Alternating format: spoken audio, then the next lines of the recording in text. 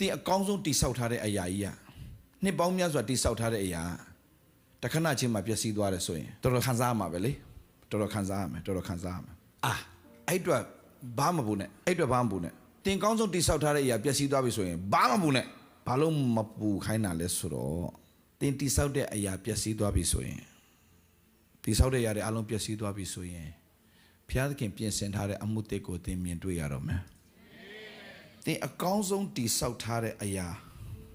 ကတမဟုတ်ချင်းပျက်စီးသွားတဲ့ပုံမှာဖြစ်တတ်တဲ့သဘာဝငါဘာမလို့လဲငါဘာလုပ်ခဲ့မိလို့လဲဖျားခင်ငါ့ကိုတန်ခတ်တာလားဖျားခင်ငါ့ကိုတုံတင်ချင်တာလားမဟုတ်ဘူးတခုမှမဟုတ်ဘာတခုမှမဟုတ်တင်တခုခုဖြစ်လာရင် guilty conscious မရှိပါနဲ့တင်တခုခုကိုမဖြစ်ချင်တာတွေဖြစ်လာပြီဆိုရင် guilty conscious မဖြစ်ပါနဲ့